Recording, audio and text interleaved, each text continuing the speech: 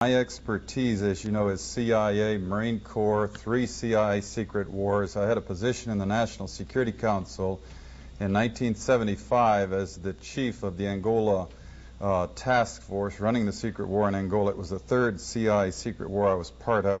The National Security law creating the National Security Council and the CIA, as you know, was passed in 1947. The CIA was given this charter to perform such other duties and function as might be necessary to the national security interests, and given a vague authority to protect its sources and methods. And I think it was in the mid-'80s that I coined this phrase, the Third World War, because in my research I realized that we were not attacking the Soviet Union and the CIA's activities. We were attacking people in the Third World. And I'm going to just quickly, in the interest of time, just give you a little sense of what that means, this Third World War. Basically, it's the third, I believe, in terms of loss of life and human destruction, the third bloodiest war in all of history. They undertake to run operations in every corner of the globe. They also undertook the license of operating just totally above and beyond U.S. laws. They had a license, if you will, to kill, but also they took that to a license to smuggle drugs, a license to do all kinds of things to other people in other societies in violation of international law, our law, and every principle of nations working together for a healthier and more peaceful world. Meanwhile, again, they battled to convert the U.S. legal system in such a way that it would give them control of our society. Now, we have massive documentation of what they call the secret wars of the CIA. We don't have to guess or speculate. We had the Church Committee investigate them in 1975, gave us our first really in-depth, powerful look inside this structure. Senator Church said in the 14 years before he did his investigation that he found they had run 900 major operations and 3,000 minor operations. And if you extrapolate that over the whole period of the 40-odd years that we've had a CIA, you come up with 3,000 major operations and over 10,000 minor operations. Every one of them illegal, every one of them disruptive of the lives and societies of other peoples, and many of them bloody and gory beyond comprehension almost. Extensively, we manipulated and organized the overthrow of functioning constitutional democracies in other countries. We organized secret armies and directed them to fight in just about every continent in the world. We encouraged ethnic minorities to rise up and fight, people like the Mosquito Indians in Nicaragua, the Kurds in the Middle East, the Monks in Southeast Asia. We have organized, and we still do, and fund death squads in countries around the world, like the Treasury Police in El Salvador, which are responsible for most of the killing of the 50,000 people just in the 80s, and there was 70,000 before that. And orchestration, CIA secret teams, and propaganda led us directly into the Korean War. We were attacking China from the islands Quemoy, Matsu, Thailand, Tibet. A lot of drug trafficking involved in this, by the way, until eventually we convinced ourselves to fight the Chinese in Korea. And we had the Korean War, and 1 million people were killed. Same thing for the Vietnam War, and we have extensive documentation of how the CIA was involved at every level, or the national security complex, because it's a very cooperative thing, into manipulating the nation into the Vietnam War.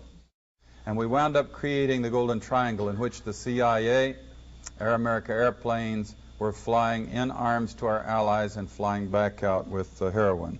We launched the largest, this is something that Jimmy Carter did, Admiral Turner brags about it, the operation in Afghanistan. Biggest single operation, I'm told, in the history of the CIA's secret wars. And sure enough, very quickly we produced the Golden Crescent, which is still the largest source of heroin perhaps in the world today. Trying to summarize this Third World War that the CIA, the U.S. national security complex with the military all interwoven in it in many different ways, has been waging. Let me just put it this way. The best heads that I coordinate with studying this thing, we count at least minimum figure 6 million people who've been killed in this long 40-year war that we've waged against the people of the Third World.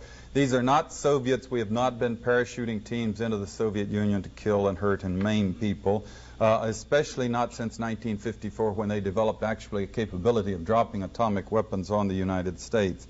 They aren't British, French, Swedes, Swiss, Belgians. We don't do bloody, gory operations in the countries of Europe. These are all people of the Third World. They're people of countries like the Congo, Vietnam, Kambodscha, Indonesia, Nicaragua, where conspicuously they nor their governments do not have the capability of doing any physical hurt to the United States. They don't have ICBMs. They don't have armies or navies. They could not hurt us if they wanted to. There has rarely been any evidence that they really wanted to. And that, in fact, is perhaps the whole point. If they had had ICBMs, we probably wouldn't have done the things to them for fear of retaliation. Cheap shots, if you will, killing people of other countries of the world who cannot defend themselves under the guise of secrecy and under the rubric of national security.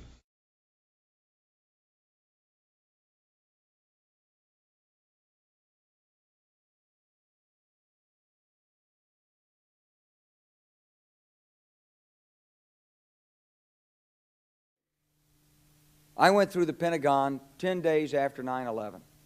I couldn't stay away from Mother Army. I went back there to see Don Rumsfeld. I'd worked for him as a White House fellow in the 1970s. All this is in the book. And I said, am I doing okay on CNN? He said, yeah, fine. He said, I'm thinking about it. He says, I read your book. And he said, this is a book that talks about the Kosovo campaign. And he said, I just want to tell you, he said, nobody's going to tell us where or when we can bomb. Nobody.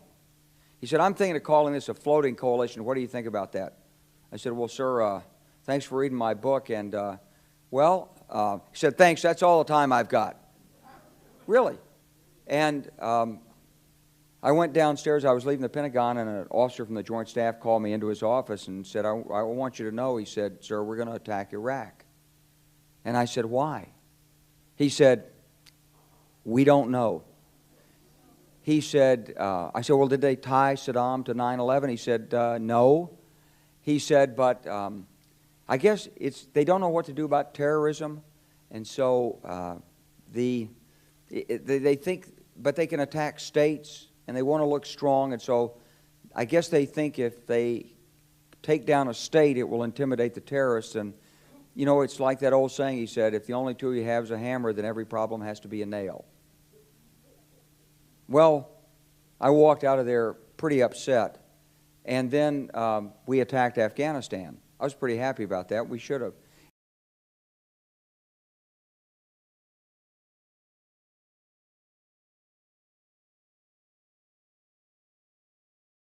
And then I came back to the Pentagon about 6 weeks later. I saw the same officer. I said, why haven't we attacked Iraq? We still going to attack Iraq? He said, oh, sir. He says, it's worse than that. He said, he pulled up a piece of paper off his desk. He said, I just got this memo from the Secretary of Defense's office. It says we're going to attack and destroy the governments in 7 countries in 5 years. We're going to start with Iraq, and then we're going to move to Syria, Lebanon, Libya, Somalia, Sudan, and Iran. I said, 7 countries in 5 years. I said, is that a classified memo? He said, yes, sir. I said, well, don't show it to me. He was about to show it to me. He said, because I want to talk about it. And I sat on this information for a long time, for about 6 or 8 months. I was so stunned by this, I couldn't begin to talk about it.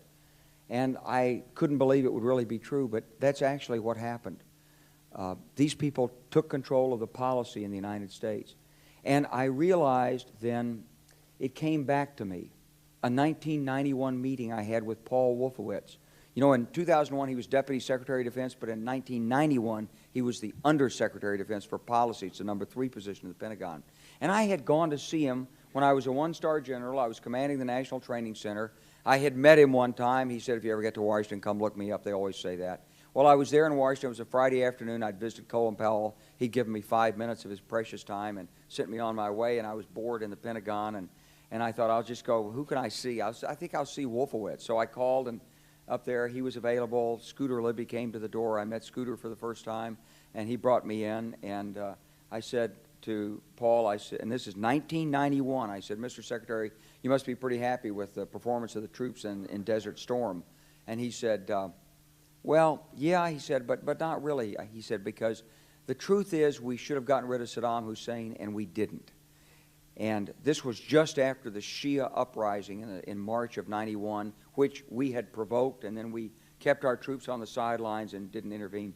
And he said, but one thing we did learn, he said, we learned that we can use our military in the region, in the Middle East, and the Soviets won't stop us. He said, and we've got about 5 or 10 years to clean up those old Soviet client regimes, Syria, Iran, Iraq, before the next great superpower comes on to challenge us.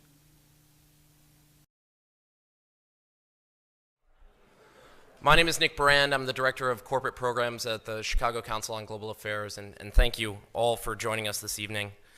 I'd like to take this opportunity to welcome George Friedman to the Chicago Council. I believe it's his first time here, so thank you so much for being with us. The United States has a fundamental interest.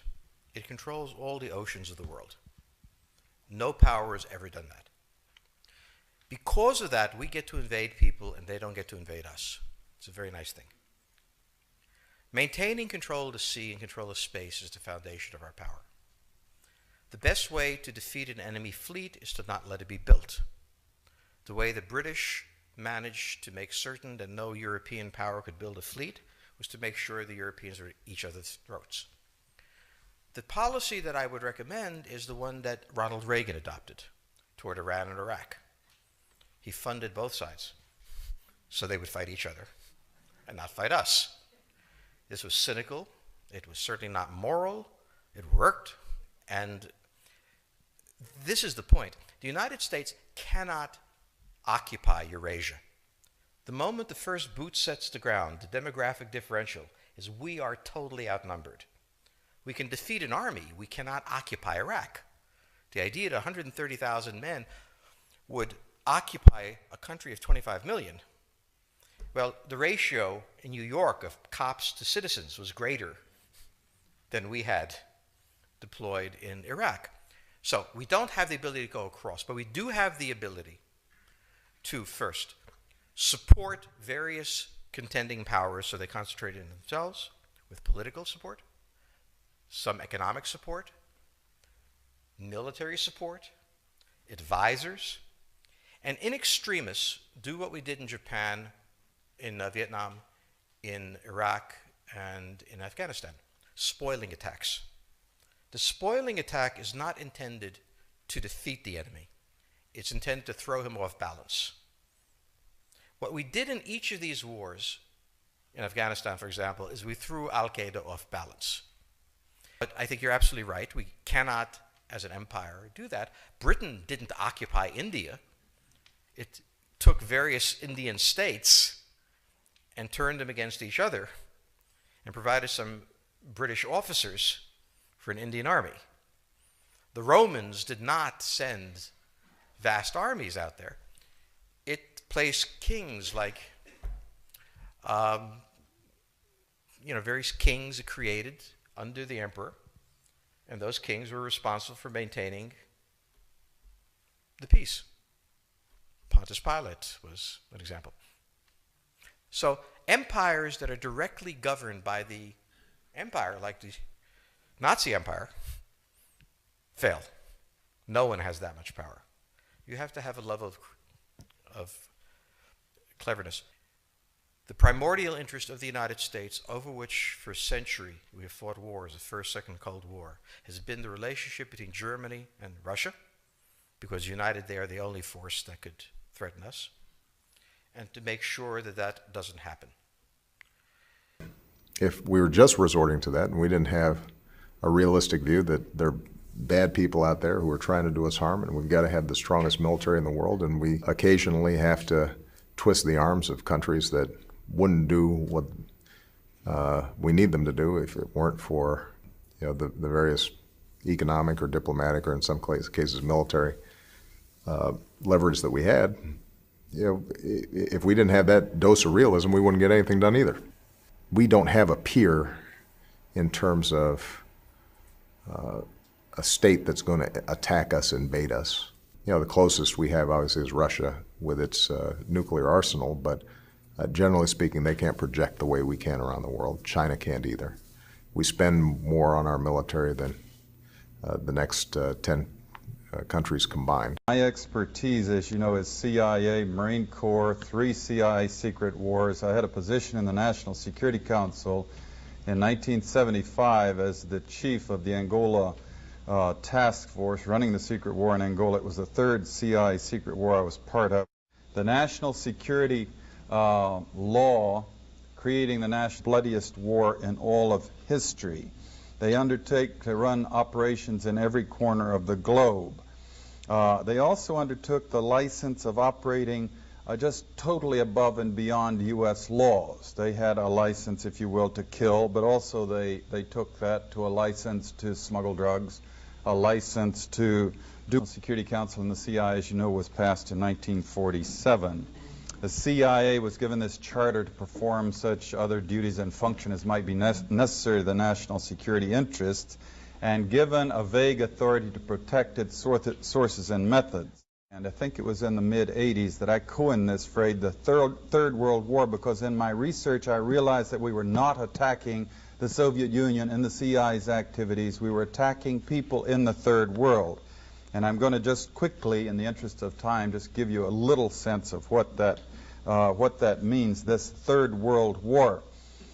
Basically, it's the third, I believe, in terms of loss of life and human destruction, the third, do all kinds of things to other people in other societies in violation of international law, our law, and every principle of nations working together for a healthier and more peaceful world. Meanwhile, again, they battled to convert the U.S. legal system in such a way that it would give them control of our society.